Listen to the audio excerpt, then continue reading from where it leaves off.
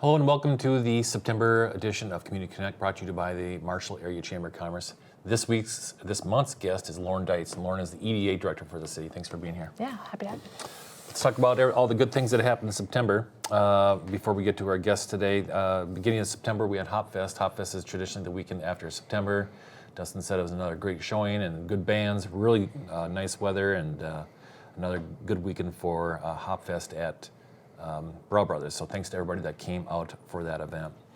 The following weekend on the 16th, the Marshall Girls Hockey Craft and Vendor Show was held at the Red Baron Arena from 9 to 3. Thanks to everybody who came out as a vendor and who visited the show. Conveniently, that always happens right before my wife's birthday, so it's a good time to go shopping for the Gruhot family. On the 21st, Prairie Jam was at the Schwann Regional Event Center that featured the Eli Young Band. I wasn't able to go to it, but I heard the crowd was spectacular. So thanks to everybody who came, and good job to Cassie and Adri from the Visit Marshall team who put the event together. The Pursuit of Excellence was on the 23rd at Schwann Regional Event Center. I know the weather was a little dicey that night and day, but they made it through it, made it for a long day. But thanks to all the schools who came to town and everybody that came out and cheered our Tigers and watched the rest of the performances, also at the Schwann Regional Event Center. This past weekend, the 6th annual gun show was out at the Red Baron Arena both on Saturday and Sunday.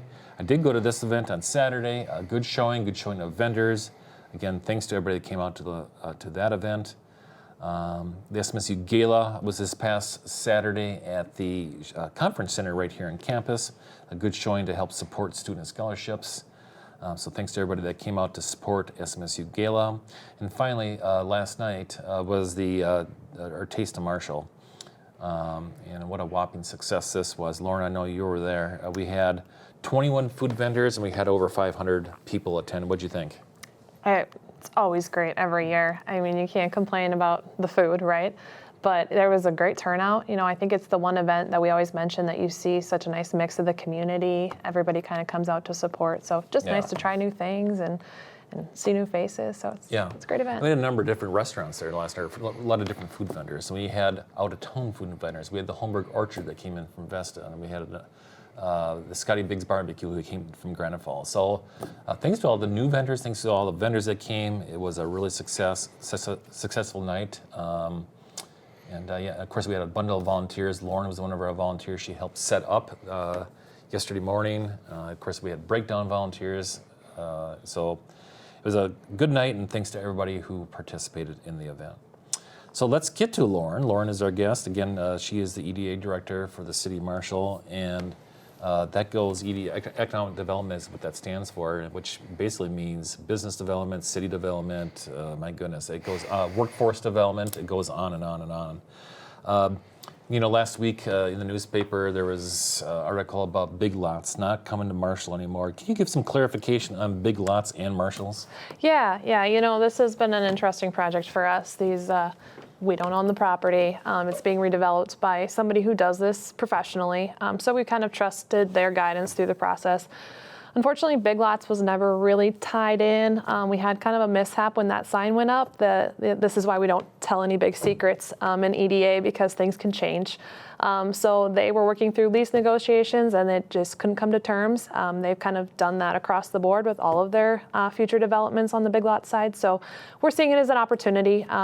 We actually now feel as though we have another tenant ready, signed, close to signing to bring and fill that space. As for Marshalls, we're still in those negotiations. We are very close. There was a land acquisition that needed to be made, which was done a couple of weeks ago, so taking steps in the right direction. I know a lot of people kind of gave up hope that nothing would ever happen in that building, and that's not the case at all. We're really close. We're feeling as though by hopefully the end of the year, we'll see at least one of those tenants start construction. With hopefully both spaces filled by next year. So I know it's slow. I know people are excited. Hopefully by Christmas we can get you in there, but it's just everything takes time in economic development. So slow process, but we're getting there. Absolutely. And if you haven't been into Harbor Freight, it's beautiful. They did a nice job of redeveloping that space, and I think the community's been really receptive to having that store here. Right, right. Speaking of the newspaper, also in the newspaper, I think in last week, there was an article about turnover downtown, and there's been a lot of that. It could be from people upsizing to a different space, or unfortunately have had one move, and we had one potentially closing here soon. Let's talk about a little bit about that. Yeah, that's not uncommon when it comes to downtowns. It's pretty typical to see turnover. We've been really fortunate to have some nice long-term tenants in our downtown, so I think that's always a shock when somebody leaves. Like you mentioned, unfortunately, Tattletales decided it was time to retire, and the new owner decided that they wanted to try and open in their hometown, which understandably so. And with Coco, she's been in business so long, and retail's tough, so she was just ready for a new phase. But fortunately, we've got a lot of new things coming downtown as well. We've got a new nail salon, Bella Nail Studio.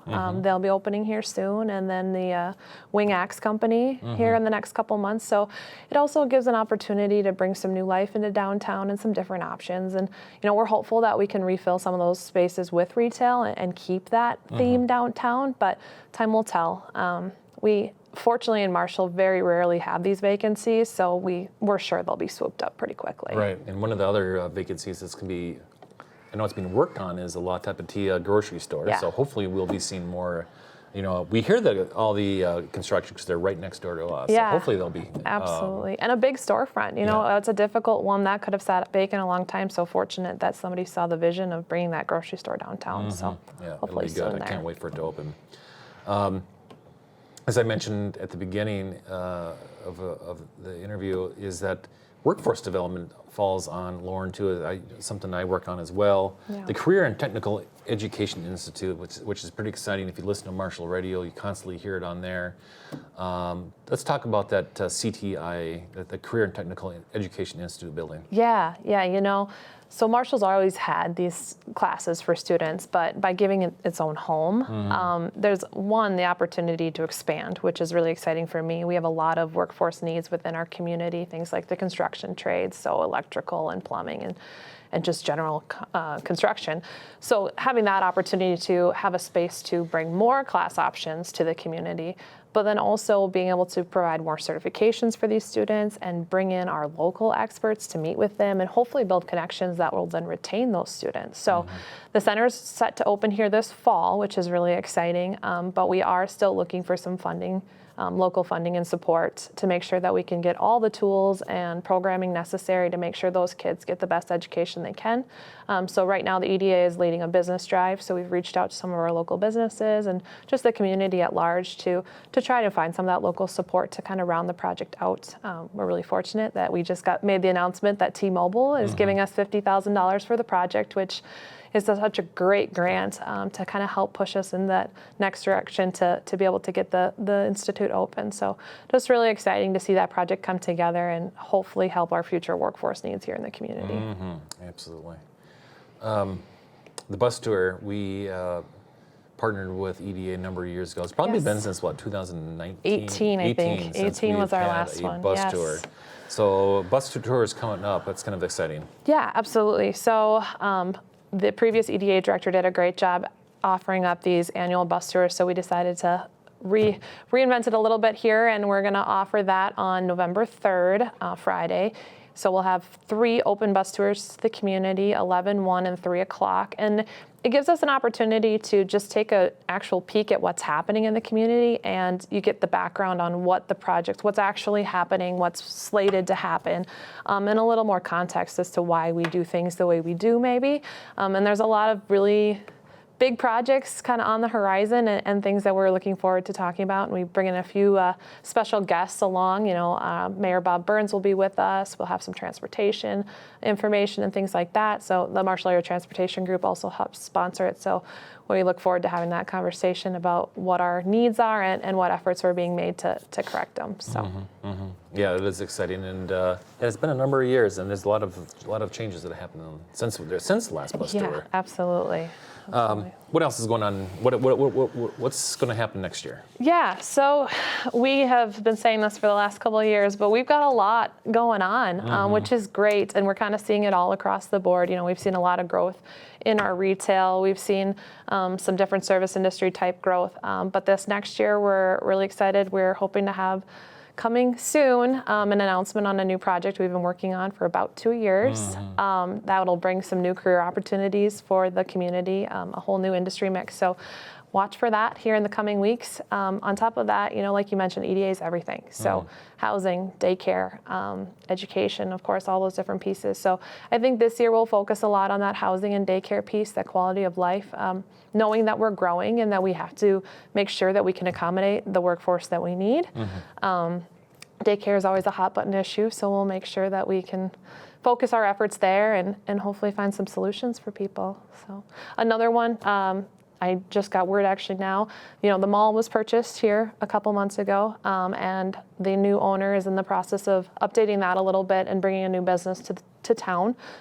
If you stop in, he's got some inventory in there, but I think soon he'll make a public announcement on what will all occupy that building. So exciting to have some activity there. It's a building that has been mostly vacant for several years, so to have some new activity happening there is really exciting. And then our Block 100 project, formerly Block 11 next to the Varsity Pub, they're now open and leasing. So we've had some things come online lately. Quick Trip is underway, slated to open here in January, which is exciting. If you go by, you'll see the activity, and it's coming together pretty quick. Site 2 for Quick Trip, they plan on starting this spring, so bringing another Quick Trip to town. That'll probably open next late summer to fall. And then Family Dollar, that's underway as well. We just had a lot of activity. Domino's is open and operational. They have 2 other co-tenants in their building, Shop Co-optical. I see the other sign up, so I'm assuming they're in there. And then Leading Edge Credit Union, which is a new business for the community. So seeing some growth in different areas there. And yeah, just a lot to look forward to in 2024. Yeah, of course, Lauren is the person that gets most of the calls, like, when is something opening? When is something opening? I know that Quick Trip grand opening is supposed to be on Valentine's Day. So if you're looking for a Valentine date, go to Quick Trip because it'll be open that night. Absolutely. Glazers and chicken sandwiches. Everybody's looking forward to it, right? Yes. Yeah, we're excited. Anything else? No, we're always busy, and I always encourage people, I can't always answer every question about a project, but reach out if you've got questions, if you've got ideas. We're always looking to recruit new opportunities, new businesses to town. So there's never of course, I'm always going to get Target. I'm always going to get Chipotle, Chick-fil-A. Those are always on our radar. But also, what else would make the community better? So just staying involved and listening for project updates. Don't believe everything you hear. And yeah, just stay in tune to what's happening with EDA. Great. Thank you. Thanks for being here, Lauren. It's always exciting to hear about all the exciting development here in the Marshall area. Let's talk about what's going on in October. Of course, I mentioned at the beginning, or a little bit ago, about the Taste. Today is Tuesday, October 3rd. So Taste is already done. Let's talk about what else is going on. There's a lot of things going on. Let's look out next Thursday. The annual Marshall Fire Department Open House is on the 12th. It's always that's always Fire Prevention Week, and this, of course, is a Fire Prevention Month. You can count on a technical rope rescue demonstration and an automobile extrication demonstration at the fire station that night. Of course, they always have, I believe, a pulled pork and a hot dog meal as well. So come on out for that next Thursday. The Hope Harbor Celebration of Hope is scheduled for next Friday the 13th. An amazing event to help support a great organization like Hope Harbor. I've gone to that event many times, and the heartstrings really get pulled in that event, and they do an excellent job telling their story. Also on the 13th, conveniently on Friday the 13th, head over to the museum. In the basement of the Lyon County Museum as they celebrate Halloween like it's never been celebrated before. Dinner with your best friends and the dolls, maybe some ghosts too. Tickets are required, and they expect you to wear black. Everything's supposed to be wearing black that night. Okay. SMSU Homecoming is also that weekend, and then you'll be seeing me there. And what a busy Saturday that would be. You'll be busy on Friday. And also on the Saturday, a 5K and a 10K race in the morning. Of course, the parade at 11. 6 class reunions are going on in town that day. Football game at 4. And an alumni social after. And of course, with all the football games this year, they have a tailgating. They have a big tailgating event, not only on Egg Bowl, but every single weekend. So come on out for a fun time before those football games. On the 21st, the first ever Oktoberfest is coming to the Marshall, co-hosted by the Knights of Columbus to visit Marshall and Braw Brothers out at the Lyon County Fairgrounds in the 4-H building. The Larry Olson Band will be performing from 2 to 5, and Bachfest Boys will be on stage from 6 to 9. So come on out. It might be a little bit cooler, but that probably won't stop you anyway. Lauren, I know you go to Moonlight Madness. It's Yeah. back in downtown Marshall on the 26th. Fun shopping night. Absolutely. It's hopefully the weather cooperates. We're getting to that time of year, but it's just nice to get that opportunity to shop downtown and get ready for Christmas. Crazy enough in October, but yeah, it gives you a nice jump start on your holiday shopping. And our businesses need that shopping. 3rd Street was closed. Lion Street's been closed. So come on out and support those local businesses. And they want you to come out. We should have tickets available here very, very soon here at the Chamber office.